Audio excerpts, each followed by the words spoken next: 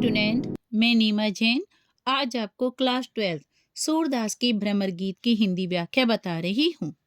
ये जो भ्रमर गीत है, ये उस समय का वर्णन है जब उद्धव जी गोपियों को ज्ञान और योग का संदेश देने के लिए वृंदावन में गए थे, किंतु वे वहां पर जाकर स्वयं उनके प्रेम और भक्ति में रंग करके वापस मथुरा आते हैं। उन्होंने श्री कृष्ण जी को ब्रज में का उस समय का संपूर्ण वृतांत बताया, सारी स्थिति समझाई और माता यशोदा का भी समाचार दिया। उस उनकी बातों को सुनकर के श्री कृष्ण जी को ब्रज की बहुत ज्यादा याद सताने लगी। तब श्री कृष्ण जी उद्धव से क्या कहते हैं वो ही यहाँ पर बताया गया है। उद्धव मोहि ब्रज बिसरत नाही, हंस सुता की सुंदर कगरी अरु कुंजन की छाही। यहाँ पे श्री कृष्ण जी उद्धव जी को कह रहे हैं कि हे उद्धव जी, मुझे ब्रज बिल्कुल भी नहीं भूला जाता, मुझसे ब्रज बिल्कुल भी नहीं भूला जाता है।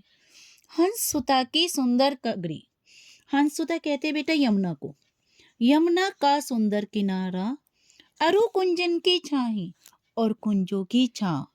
कुंज कहते हैं जो छोटी छोटी बाग बगीचे थे, वृंदावन में जो पेड़ पौधे थे, बगीचे थे, उनकी छां।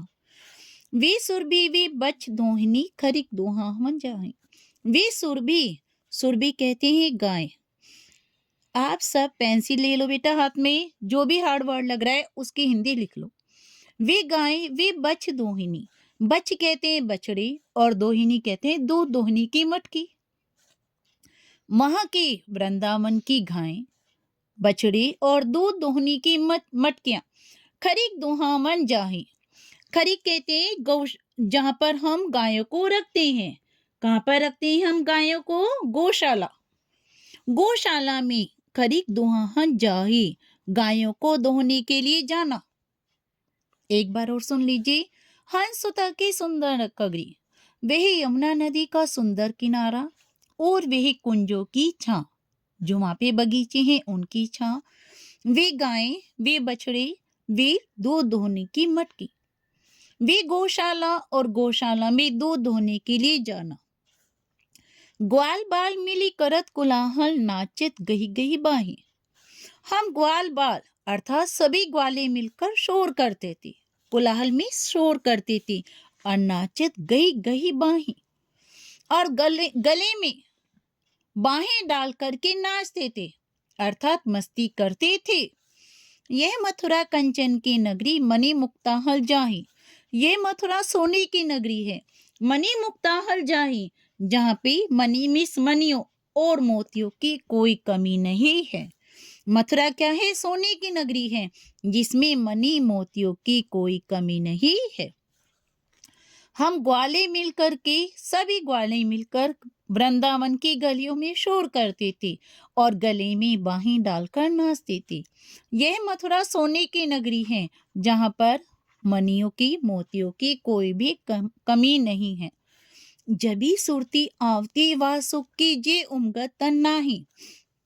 अनगत बाती करी बहुलीला, जसुदा नंद निमा। सुरती आवी वा सुख की, किंतु जब भी मुझे ब्रज के सुख की याद आती है, जी उमगता नहीं, मेरा हृदय उमड़ने लगता है। मेरा हृदय इतना उमड़ने लगता है कि मुझे अपने शरीर की भी सुध बुध नहीं रहती है। अनगत बाती करी बहुलीला, जसोदा नंद निभाई।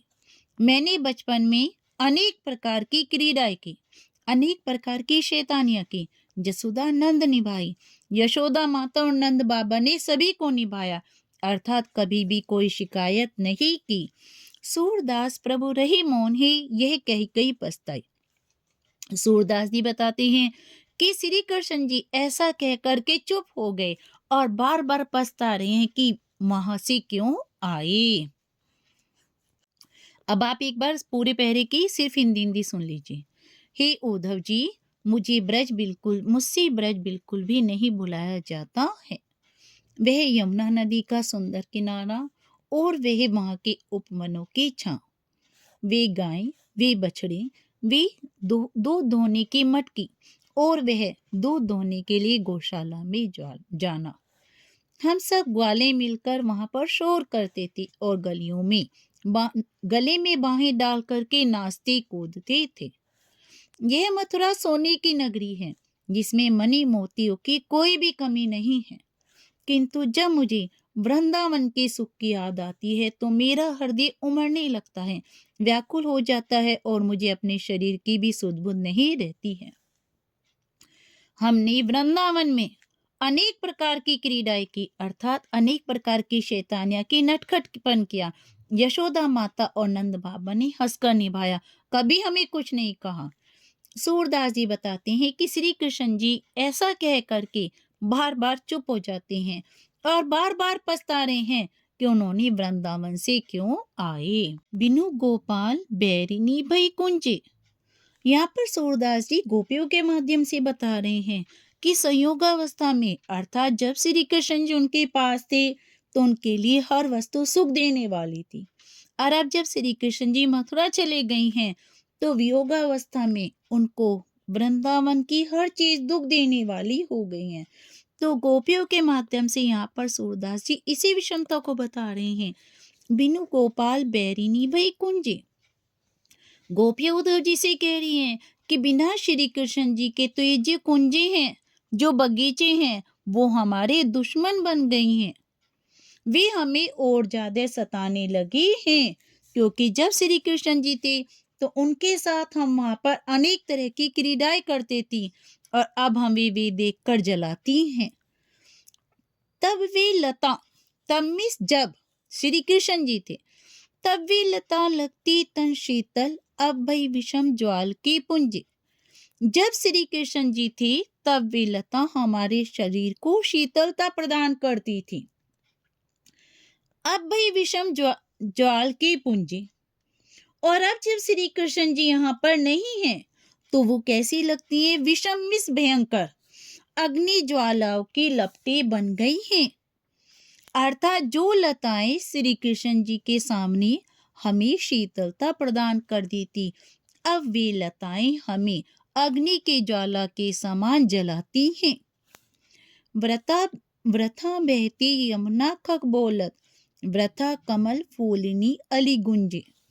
पवन पान घनसार सजीवन, दधि सुत किरनी भानु भई भुंजे। व्रथा बहती यमुना खक बोलत। अब तो यमुना नदी भी व्रथा मिस व्यर्थ में, अर्थात बेकार में बहती हैं। पक्षी व्यर्थ बोलते हैं। अब जब श्री कृष्ण जी नहीं है तो यमुना नदी क्यों बहती है? अब वो भी हमें अच्छी नहीं लगती। पक्षी भी व्यर्थ बोलते हैं। वृथा कमल फूलनी अली गुंजे। और व्यर्थ में ही कमल के फूल खिलते हैं और उन पर भंवरे गुंजार करते हैं, अर्थात उन पर भंवरे गुनगुनाते हैं। पवन पान घनसार सजीवन, दधि सुत किरनी भानु भई भुंजे। पवन, पवन मीन्स कहते हैं वायु। पान, पान का अर्थ लिख लीजिए जल। घनसार, घनसार कहते हैं कपूर को। सजीवन, सजीवन, सजीवन मीन्स जो संजीवनी बूटी है, अर्थात जो जीवन देने वाली संजीवनी बूटी है। और दधिसुत, दधिसुत कहते हैं चंद्रमा, अर्थात चंद्रमा की जो शीतल किरणें हैं। ये सब क्या है? ये शरीर को शीतलता देने वाली हैं। किंतु श्री कृष्ण जी के वियोग में वायु, जल, कपूर, संजीवनी बूटी और चंद्रमा की किरणें ये समय में भानु में सूर्य के समान भई भुंजे, सूर्य के समान जला रही हैं, अर्थात सूर्य की गर्म लपटों के समान हमारे शरीर को अग्नि में जला रही हैं। ये ओधो कहिए माधव सो, मदन मारी कीनी हम लुंजे। हे उद्धव जी, जाकर के श्री कृष्ण जी से कह देना, मदन मारी कीनी हम लुंजी। मदन मीन्स कामदेव। कामदेव कौन है? जो प्रेम के देवता हैं। उन्होंने हमें मारकर लुंज कर दिया। लुंज मीन्स हमारे शरीर को बिल्कुल शक्ति रहित कर दिया है। सूरदास प्रभु तुमरी दर्श को मग जोबत अखियां भई छुंजे। सूरदास जी कहते हैं कि गोपियां बता रही हैं कि तुम्हारी रास्ता देखते देखते मग जोवत, मग मिस रास्ता, जोवत मिस वाट देखते देखते, यानी तुम्हारा रास्ता देखते देखते हमारी आंखें गुंजा के समान लाल हो गई हैं। अर्थात गोपियां बता रही हैं कि श्री कृष्ण जी की रास्ता देखते देखते हमारी आंखें कैसी हो गई हैं, गुंजा के समान लाल हो गई हैं। हे उद्धव जी, तुम जाकर श्री कृष्ण जी से कह देना कि कामदेव ने हमें मार करके लुंज कर दिया, अर्थात हमारे शरीर को शक्तिहीन कर दिया है। सूरदास जी बता रहे हैं कि गोपियां कह रही हैं कि श्री कृष्ण जी के दरस को, अर्थात उनके आने का रास्ता, मगमिस रास्ता देखते देखते हमारी आंखें गुंजा के समान लाल हो गई हैं, अर्थात हमारी आंखें बिल्कुल सूज करके लाल हो गई हैं। आप इसका केवल हिंदी अर्थ देख लीजिए। यहाँ पर गोपियां उद्धव जी से बता रही हैं कि श्री कृष्ण जी के सामने जो कुंजी हमें शीतलता प्रदान करती थी, जो उपवन हमें शीतलता देते थे, वे अब ऐसे लगे हैं जैसे हमारे बैरी हों, अर्थात दुश्मन हों। जो लताएं श्री कृष्ण जी के सामने हमारे शरीर को शीतल देती थी, आप इनसे देख लीजिए। तब मीन्स जब श्री कृष्ण जी थे, जब वे लताएं हमारे शरीर को शीतलता देती थी। अब जब श्री कृष्ण जी नहीं हैं तो वे लताएं हमारे शरीर को भयंकर आग की लपटों के समान जला रही हैं, अर्थात भयंकर आग की लपटों के समान लग रही हैं। अब यमुना नदी व्यर्थ में बहती है, पक्षी व्यर्थ में बोलते हैं, कमल के फूल व्यर्थ में खिलते हैं और कमल के फूलों पर भंवरे व्यर्थ में गूंजते हैं। क्योंकि श्री कृष्ण जी के सामने तो ये सब अच्छे लगते थे, अब तो इनका कोई उपयोग नहीं है। जल, पवन मीन्स वायु, जल, कपूर, संजीवनी बूटी और चंद्रमा की किरणें, ये सब मिल करके हमें शीतलता नहीं देती, बल्कि श्री कृष्ण जी के वियोग में सूर्य के समान जलाती हैं। जैसे सूर्य की तेज लपटें हों, वे जलाती हैं, ऐसे ये शीतलता प्रदान करने वाली चीजें हमें जलाती हैं। बच्चों, मैंने आपको भ्रमर गीत के शुरू के 2 पद इस वीडियो में बताए हैं। इन्हें आप अच्छी तरह पढ़िए और समझिए। यदि कुछ भी आपको समझ में नहीं आ रहा है, कुछ डाउट है, तो आप कमेंट बॉक्स में लिख करके भेज दीजिए। आपको वीडियो अच्छी लगी है तो प्लीज चैनल को लाइक सब्सक्राइब जरूर कीजिए।